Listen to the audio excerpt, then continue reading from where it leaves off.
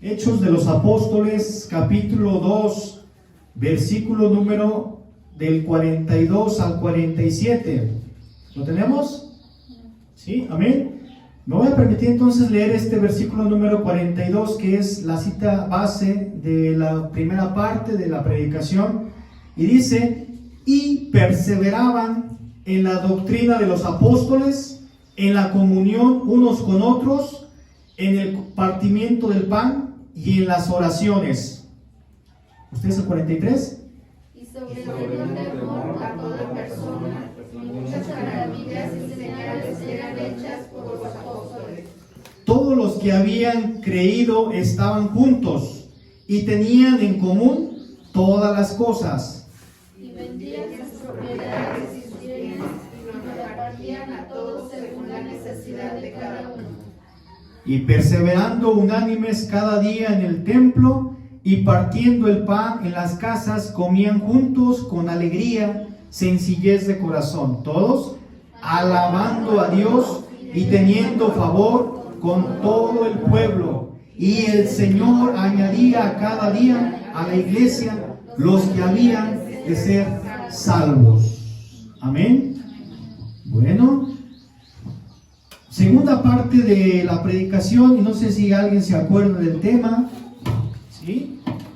Es un tema que yo creo que pudiéramos seguirlo estudiando y lo vamos a poder extraer todavía muchas, pero muchas enseñanzas de parte de nuestro Señor, ¿verdad?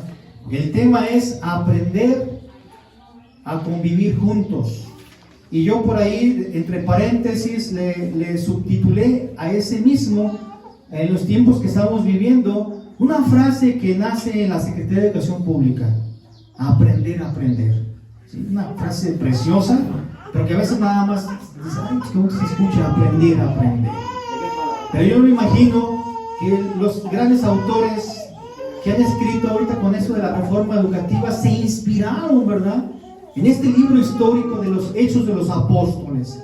Y en la primera parte nosotros empezamos a hablar con una frase que dice que una iglesia unida es una iglesia bendecida.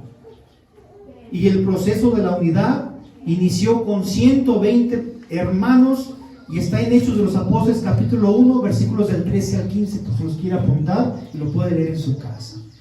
Ese proceso inicia, ¿sí?, con la iglesia, con un ejemplo de un pequeño grupo, pero con un ejemplo maravilloso. Y no lo digo yo, ahorita lo vamos a ver. ¿Sí? Una iglesia unida es una iglesia bendecida. Pero para llegar a la unidad se necesita disciplina del Señor. ¿Por qué disciplina? Habíamos visto 3 puntos bien importantes. El ejemplo de la iglesia primitiva, que estaban todos juntos. ¿Sí? Acuérdense que los apóstoles venían de haberse despedido del gran maestro, del Señor Jesucristo, pero venían aún con las mujeres en la unidad para continuar con el ministerio. Y el segundo punto que habíamos visto es la importancia de estar juntos y unánimes. Y terminamos con el punto 3, que es el fundamento de la iglesia primitiva, era el Evangelio. ¿Sí? Y hoy vamos a ver entonces el punto número 4. Son 2 puntos los que vamos a tratar el día de hoy y cerramos esta predicación, aunque pudiéramos extraerle más enseñanzas de la palabra del Señor. ¿Sí? Primero viene la palabra del Señor. ¿Sí? Punto número 4. Primero la palabra de Dios. Y aquí hay una clave muy importante para este siglo XXI. Muchos quieren primeramente su milagro. Fíjese bien. Quieren el milagro, quieren hablar en lenguas, quieren estar danzando, quieren estar profetizando sin aprender la palabra del Señor. Yo le pregunto, ¿cómo quiere hacer eso si usted no siquiera ha sido enseñado en las cosas del Señor? Mucha gente le dice por ahí en el internet y en los canales de enlace, ¿verdad? No me refiero al enlace que sale en la televisión de placa, en los enlaces de las televisoras. Y le dice: si tú me traes esta ofrenda, si tú me traes esta parte de ti, lo vamos a llevar hasta tal parte y vas a recibir tu milagro. Primeramente es la palabra del Señor. Porque Dios les dice, Jesucristo les dice a los apóstoles, permanezcan juntos porque van a recibir la promesa que es el Consolador, que es el Espíritu de Dios. Y en la lección número 8, página 53, que ya se vio, ustedes hemos leído que el Espíritu Santo es Dios. Entonces, primeramente viene la palabra para que no se confunda y no lo confundan y no estemos confundiendo a la gente. Primero viene la palabra del Señor, después viene el milagro. Y hoy estamos al revés. Por eso hoy en las iglesias, fíjese bien, en las iglesias nos estamos moviendo a veces por otras cuestiones que no son tan necesarias, sino que son partes más, lo voy a decir, más comerciales que espirituales. Cuando la palabra del Señor, los apóstoles se reunían con las mujeres y llevaban la predicación a los que lo necesitaban, ¿verdad? Dice el versículo número 42, Hechos 2:42, y perseveraban en la doctrina de los apóstoles. Y la doctrina de los apóstoles no es que haya nacido una nueva religión. Vayan por todo el mundo y prediquen el evangelio, dice nuestro Señor Jesucristo. ¿Sí? Primero fueron instruidos. Acuérdense que casi la mayoría de los apóstoles eran pescadores, de oficio pescadores. Nadie en su vida había compartido una palabra de Dios. Nadie había recibido una multitud o un grupo de personas para compartirles de la palabra del Señor. Pero hoy las iglesias se resisten a los cambios. Y los cambios para muchos son entender razones humanas que principios espirituales. Nos conviene estar en un principio, porque el principio es el fundamento, y Cristo se decía a sí mismo, ¿verdad? Por eso hoy muchas personas siguen confundidas porque no hemos aprendido bien. Y el aprender a convivir juntos es un proceso que lleva su tiempo, y esto no va a ser de una semana, de un año, de 2 años. Esto es una disciplina que lleva tiempo. Yo me pregunto, nosotros en lo secular, cuando nosotros iniciamos nuestro proceso de aprendizaje, estábamos chiquititos y el primer aprendizaje se obtiene en el hogar, en el seno familiar. Y de ahí nacen las enseñanzas cuando nuestros padres nos mandan a los colegios, que viene el kinder, ¿verdad? Después la educación primaria, la educación secundaria, la educación preparatoria, después vienen las carreras, después vienen los posgrados, los doctorados, etcétera, etcétera, y las especialidades. Pero es un proceso. ¿Quién ha saltado del kinder hasta la universidad? Solo los prodigios, ¿verdad? Sí hay. Yo estaba viendo un niño que nació en la India, escasamente tiene 7 años y ya está en la universidad. Yo hasta me sorprendí. Grabé el video y lo compartí con muchos de mis alumnos. De 7 años. Y le preguntan al niño, ¿qué quieres estudiar? Y él dice que quiere ser médico. Pero fíjense cómo llega un proceso. Los apóstoles habían andado con nuestro Señor Jesucristo y ellos observaban, oían y miraban cómo hacía las cosas el Maestro. Y ellos después pues se juntaban, ¿verdad? Y otra vez miraban las multitudes que buscaban al Señor Jesucristo y se acercaban con el Maestro. En una ocasión por ahí se vino un grupo de niños y les decían, espérense, no perturben, no le estropeen el paso al Maestro. Y nuestro Señor Jesucristo dice, dejad que los niños vengan a mí, porque de ellos es el reino de los cielos. Pero fíjense cómo estaban cerca, les convenía estar cerca del Maestro. La iglesia primitiva nos da ese ejemplo y nosotros tenemos que aprender entonces a convivir juntos. ¿Sí? Primero es la palabra del Señor. Hoy, en estos tiempos difíciles de enfermedad, de pandemias, lo primerito que hace la iglesia es alejarse. Y nosotros pensamos que esa es la solución, el alejarme de las cosas de Dios. Alguien decía por ahí, es que yo no tengo pastor, no voy porque no tengo para la ofrenda. Y yo le pregunto y le digo, ¿quién pide la ofrenda? En este caso, otro que se está grabando me va a decir, hermano Francisco, usted es el que reúne la ofrenda. Pero yo no me refiero a la persona que está al frente y que está con su viva voz diciendo, vamos a reunir las ofrendas y yo soy el encargado de juntar lo de la renta. Pero si nos vamos a 2 de Corintios, ¿verdad? Vamos a entender que no soy yo, ¿sí? Sino que usted lo va a entender de una forma en la cual quiero que lo lea. 2 de Corintios capítulo 9 versículo número 7. Dice bien, lo voy a leer.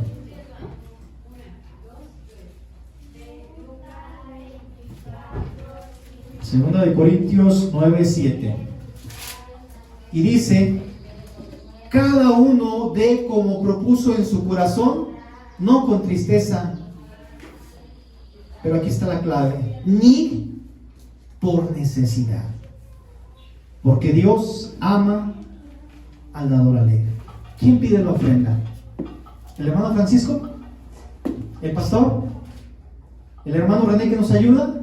No, es Dios el que está directamente diciéndote a tu corazón, cada uno, ¿sí? Por eso el estar en las iglesias es difícil a veces permanecer por años, y quiero comentarle algo, que por eso emigran las personas. No dije los hermanos, dice bien, las personas, porque llegan a una congregación y no establecen un compromiso, y ni siquiera esperan la promesa que es del Consolador, que es el Espíritu Santo. Una iglesia que no tiene el Espíritu Santo es una iglesia condenada a no prosperar, ¿sí? El Espíritu Santo se ha dicho en la lección número 8, la página 53, si lo puede leer en su casa, que el Espíritu Santo es Dios. Y si nosotros no tenemos al Consolador, o sea, no tenemos a Dios, ¿quién nos va a sacar adelante en nuestras enfermedades, en nuestras decadencias económicas, en nuestras diferencias, en nuestros problemas matrimoniales, en nuestros problemas conyugales, en nuestros problemas sociales? ¿Quién? Me pregunto yo, si nosotros no estamos en una iglesia y no estamos recibiendo el Espíritu Santo de Dios. ¿Quién? Por eso nosotros empezamos al revés.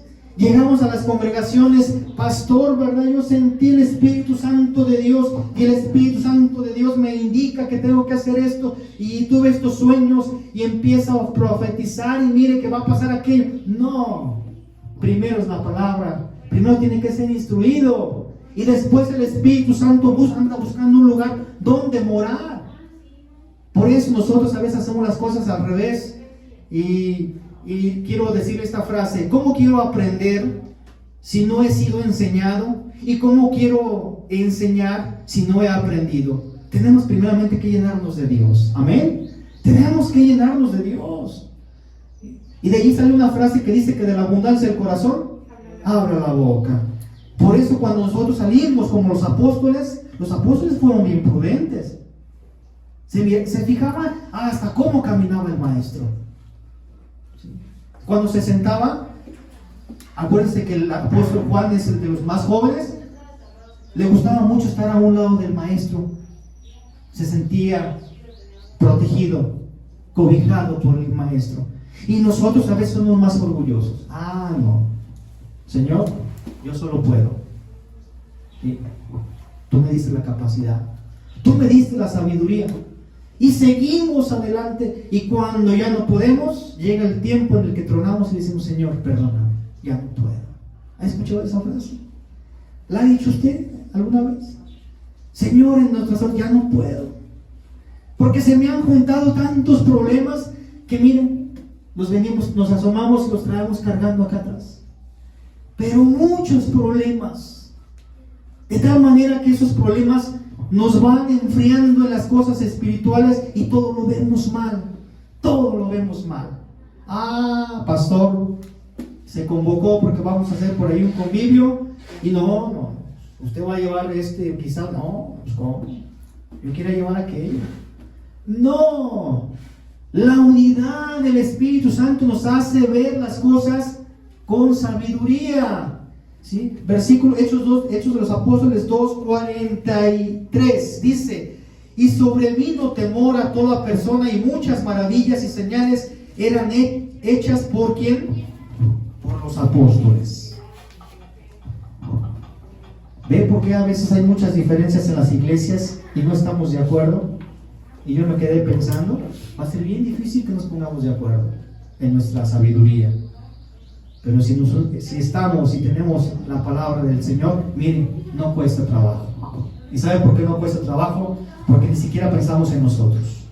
Pensamos en las cosas del Señor. Pensamos en las cosas del Señor. Cuando hay unidad, hay temor. Y viene o llega el Espíritu Santo. ¿Sí? Es un principio espiritual. Proverbios capítulo 7, versículo 1, que el principio de la sabiduría es el temor a Dios. Pero fíjense bien, vamos a traducir esta palabra. Porque por siglos mucha gente piensa, ay, no es que el Señor me está amenazando y dice que si no le tengo temor, me va a pasar esto. Fíjense bien. El temor es respeto a las cosas de Dios. Y cuando usted tiene respeto a las cosas del Señor, miren, en automático todo sale bien. No hay necesidad de que usted ande buscando otras cuestiones, haciendo otros análisis, porque a mí me han hecho también preguntas, y preguntas muy capciosas. No sé si al pastor le ha pasado, pero de repente me preguntan, ¿verdad? Que cómo se pobló la tierra, si los primeros pobladores, y si Caín mató a Abel, y que ya no había moradores, y que de repente los libros que se recapitulan, es que en este orden cronológico no están, ahí está, hay una Biblia, ¿verdad? En donde sí vienen los acontecimientos, así los libros, y yo a veces les digo, no, la verdad no lo sé. Y me acordé de una palabra que aquí se ha dicho: no me edifica el saber el origen de esas cosas, por eso mejor no lo contesto. ¿Sí? Se lo dejamos al Señor. Hay cosas que solamente Él puede responder, ¿verdad? Bueno, cuando hay unidad viene el temor, y cuando hay temor llega el crecimiento. ¿Sí? Usted lo acaba de leer juntamente conmigo, Hechos 2:43. Y sobrevino temor a toda persona, no nada más a los 120 y a los primeros 3000 que inició el proceso de la iglesia primitiva. Dice, muchas maravillas y señales eran hechas por los apóstoles. ¿Cuáles eran esas maravillas y cuáles eran esas señales que los apóstoles habían manifestado? ¿Sí? Las grandes maravillas, dice, son cosas extraordinarias. ¿Sí? Y había acción, porque son verbos, y este verbo no es fácil de definir. Es un verbo denominativo y se basa en el asombro. Por eso las personas se quedaban asombradas cuando miraban a los apóstoles. Ellos no se miraban, pero tenían el modelo de Jesucristo. ¿Sí? Usted no se ve, yo no me veo, pero hay gente que sí se acerca y le dice, oye, ¿y tú cómo le haces? ¿Otra se dio un testimonio? ¿Sí? Porque a ti te tienen mucha estima, no te han corrido, eres una persona próspera, eres una persona, y usan esa palabra, que tiene carisma, pero no es el carisma, es el Espíritu de Dios que está en su vida y está en la vida. ¿Sí se fija? Yo no lo veo, usted no lo ve, pero los demás sí lo ven. Y cuando usted habla y cuando usted se expresa, dice, tiene algo. Y alguien dijo por ahí, es que está estudiado. No es eso. ¿Sí? Yo he escuchado gente que tiene muchos estudios, son especialistas, y no me digan los teólogos, los que son filósofos. En una ocasión me invitaron a un curso y yo escuchaba a la persona que estaba ahí dando el servicio, y me quedaba viendo y definía etimológicamente las palabras, y yo me sorprendía, hasta estaba apuntando. Y me dijo, es que yo he estudiado teología, filosofía y tantas cosas. Pero faltaba algo. Faltó el Espíritu de Dios. Porque cuando estas palabras llegan, a veces suenan tan huecas que no se quedan en el corazón. Y no las ponemos en práctica. No se ponen en práctica porque es pura palabrería. Pura palabrería, y no la estoy criticando, sino que Hace falta el Espíritu de Dios. Estas maravillas se miraban palpablemente en los apóstoles y los primeros convertidos, especialmente las mujeres, que habían permanecido fieles en un proceso, empezaban en las casas y ahora ya tuvieron la necesidad, ¿sí?, de buscar un lugar, un aposento alto, donde morar y donde reunirse, porque ya no eran el grupo pequeño que había dejado a nuestro Señor Jesucristo en las casas, ni eran los 120 que era el proceso, ni eran los 3,000. Sumando los 3,120 aproximadamente. No, sino que era el proceso que Dios había permitido que los apóstoles, sin que nadie los mirara, cuando hablaban la gente se quedaba atónita, esa es la palabra correcta, atónita, se quedaba. ¿Qué tendrán estos? ¿Qué tienen estos? Que nosotros no tenemos el Espíritu de Dios. La iglesia necesita estar unida. Si no hay unidad, el Espíritu Santo, mire, va a buscar un lugar donde morar. Va a buscar un lugar donde morar. Y a la iglesia nos conviene que tengamos el Espíritu de Dios. Punto número 5. Muchas maravillas se traducen también como cosas especiales. Y las cosas especiales son iguales a prodigios. Y los prodigios son iguales a milagros. ¿Sí? Y estos milagros en estos tiempos tan difíciles se necesitan.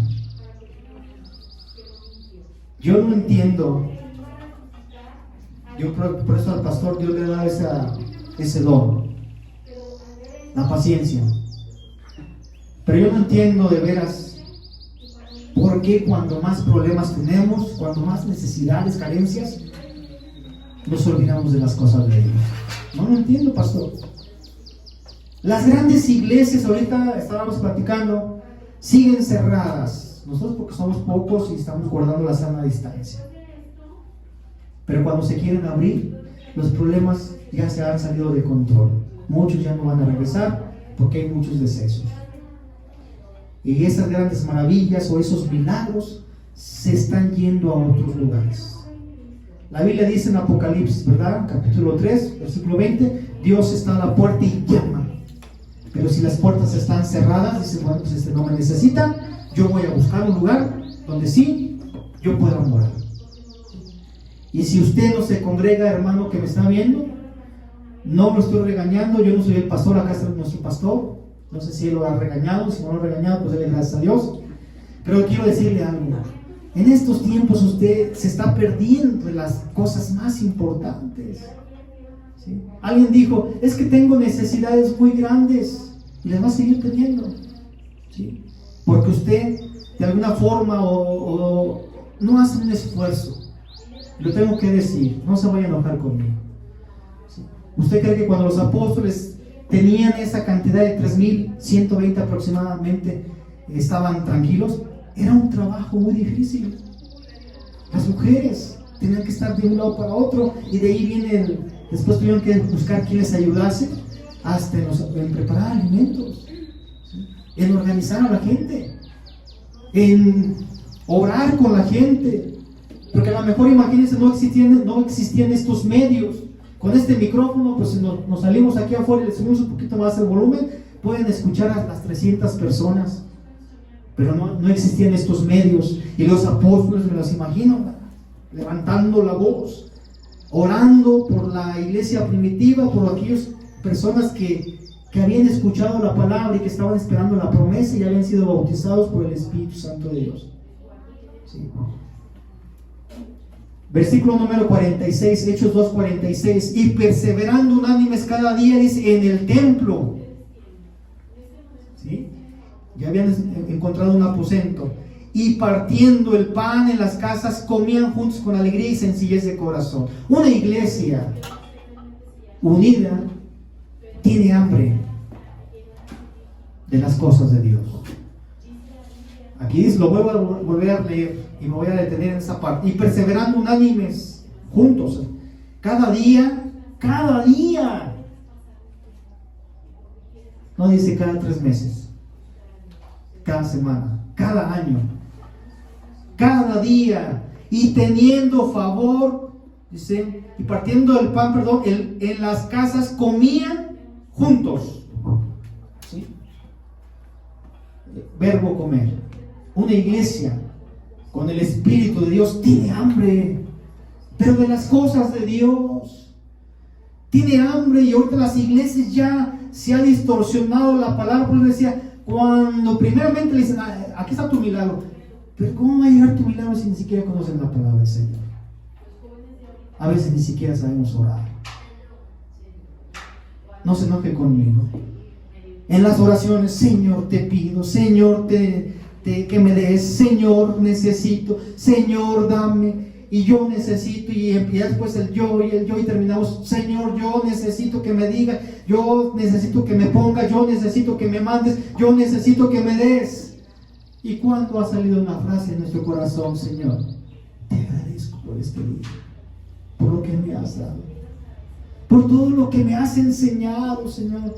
Y si no he recibido, a tu nombre sea la gloria, pero yo estoy en tus manos. ¿Cuánto egoísmo? ¿Cuánto egoísmo? Las iglesias necesitan alimento, necesitan comer. Una iglesia bendecida es una iglesia que tiene hambre. Y si no se alimenta la iglesia, estamos condenados a ser una iglesia igual o de mal forma.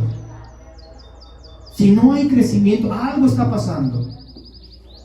Y yo voy a empezar por mí mismo, sin señalar a nadie. ¿Sí? A veces les echamos la culpa a todos, hasta al pastor, cuando el error está en mí. Una iglesia de veras que tiene el Espíritu de Dios es una iglesia que tiene hambre. Y cuando usted tiene hambre, ¿qué hace? Se alimenta. Y si no se alimenta, ¿qué le pasa? Se hace anémico, ¿sí o no? Y de repente andamos temblando, ¿verdad? Cuando no comemos. Y hay que ir con el doctor para que nos dé vitaminas y nos ponga en suero, porque si no nos da una anemia y una leucemia y nos podemos morir. Y eso es lo que busca el enemigo, ni cuenta no se da. En las iglesias ahorita el enemigo está así, mire, como león rugiente. A este lo tumbo, ¿sabes? A este no se ha alimentado, ahorita le pongo esta enfermedad, ahorita lo derribo. Y nosotros andamos buscando milagros, y los buscamos, pero no los buscamos en la palabra del Señor. Nos andamos buscando en otras cosas que no son espirituales, y a eso se le llama hechicería, adivinación, brujería. ¿Sabe por qué la iglesia primitiva salió adelante? ¿Y por qué esos prodigios los miraba la gente y había temor? Porque era una iglesia que se alimentaba todos los días. Ahí dice, no lo estoy diciendo yo, día a día. ¿Sí? ¿Y sabe para qué? En estos tiempos la iglesia necesita esta palabra de Dios, que es el Evangelio, son las buenas nuevas de salvación, para que la iglesia se vaya, pero para que se vaya al cielo. ¿Sí me está entendiendo? Para que la iglesia se vaya al cielo. Y la gente se quiere ir al cielo, pero sin hacer nada. Yo no entiendo ese proceso. Necesitamos despertar. Necesitamos de veras ponernos en las manos del Señor. Necesitamos recibir el Espíritu de Dios, que se transmita. Cuando hasta usted se pare, no sé, a mí sí me ha tocado ver, y me da mucho gusto cuando los veo aquí en las mañanas, sobre todo los domingos, que estamos aquí al frente. Cuando los veo llegar, los veo a veces serios, pero los veo con algo de las cosas del Señor. Sí. Yo también he aprendido, no sé, los que estamos aquí, que nos dedicamos a la docencia, con tan solo escuchar a las personas se da uno cuenta cómo está su vida, cómo viven, cuáles son sus propósitos, cuáles son sus objetivos. Sí. Pero en cambio hay gente, yo les he dicho a muchos alumnos, el que no habla, pues yo no puedo saber sus necesidades, ¿verdad? Es que yo no le entiendo. Si no me dices nada, así es el Señor. Él respeta y te toca en tu corazón. Pero si tú no lo recibes, este alimento te lo vas a seguir perdiendo. Perseveraban en la doctrina de los apóstoles. Marcos capítulo 16, versículo 15, es como recapitular nada más para que usted lo pueda leer en su casa. ¿Sí? Muchos seguimos diciendo, pastor, no voy a la iglesia porque no tengo dinero.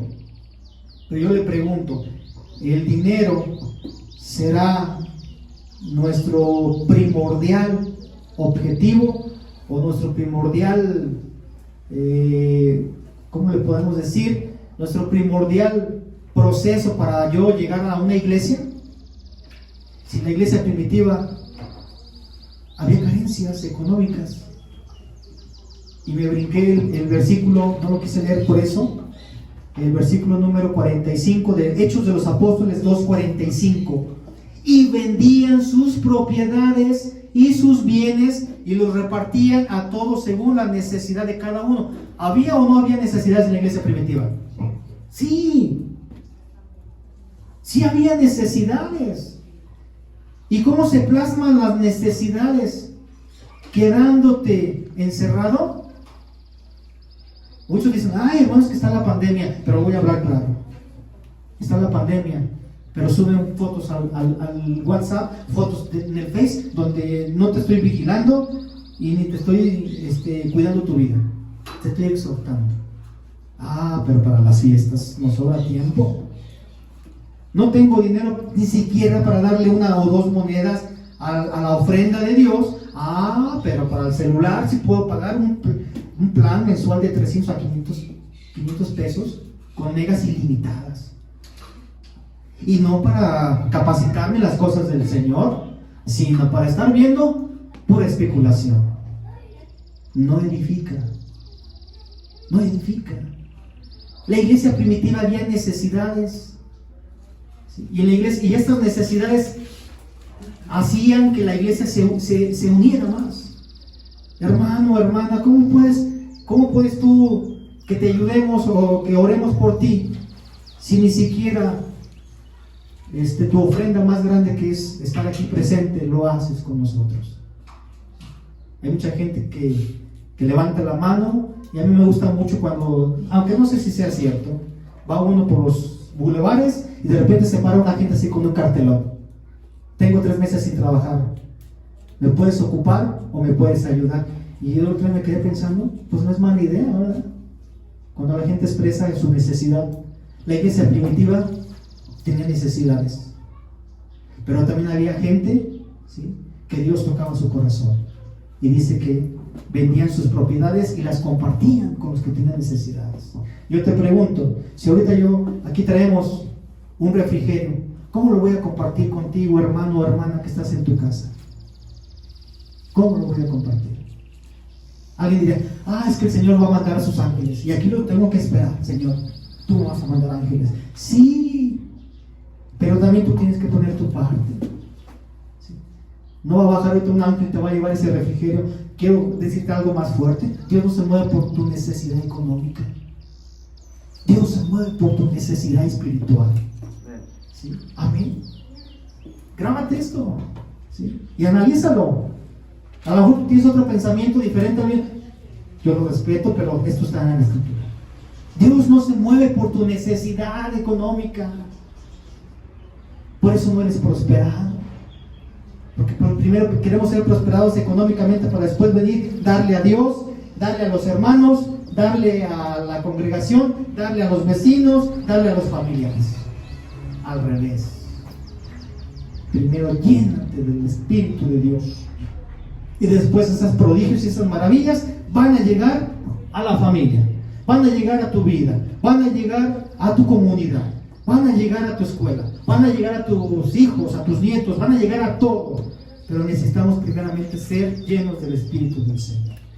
¿Qué es el Espíritu? Aparte de que muchos autores, escritores dicen que no pertenece a Dios, que no es Dios. Pero ¿qué es el Espíritu? ¿Sí? Es una energía que consuela, ¿sí?, tu espíritu y tu alma, y hasta tu propio cuerpo. ¿Sí? No había ningún necesitado. Yo con esta palabra en Hechos de los Apóstoles capítulo 4 versículo número 34.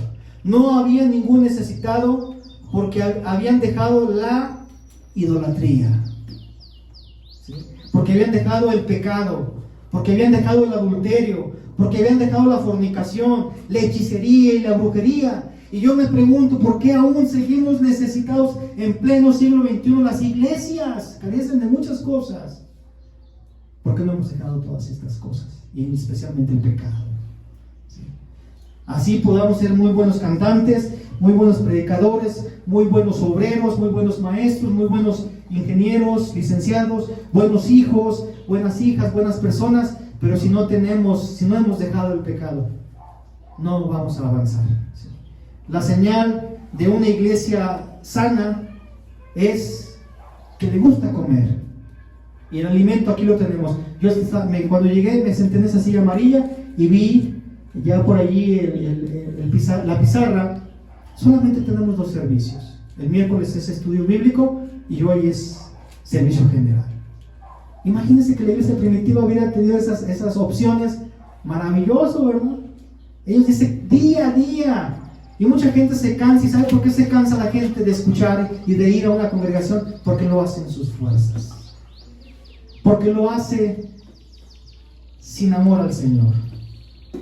He escuchado testimonios, pocos, pero los he escuchado, de gente que tiene 60 años, pastor, y han dejado ya esta tierra, pero todavía, si con sus fuerzas, todavía alababan al Señor. A veces, pues muchos tenemos que emigrar de una congregación a otra por cuestiones de que los pastores fallecen o hay algunos problemas que ya no permiten el crecimiento, pero necesitamos, dice, la señal de una iglesia sana es que les guste el alimento. ¿Sí? Y yo quisiera invitarlos en esta mañana de veras a que esta iglesia sea una iglesia sana, sea una iglesia que crea en Dios, una iglesia que sea bautizados. ¿Cuál era el propósito de estar juntos? Estaban esperando la promesa. ¿Cuál promesa? La del Espíritu Santo. Y si se fija cómo a veces sí distorsionamos las cosas de Dios. El Espíritu Santo, claro, lógico que cuando alguien es prosperado, pues brinca de alegría, salta de alegría, pero no va a andar saltando de las congregaciones diciendo, ay, el Señor ya me bautizó y voy a profetizar y voy a declarar. No, porque los hechos estaban aquí en este escenario, cuando la iglesia primitiva llega, ¿verdad?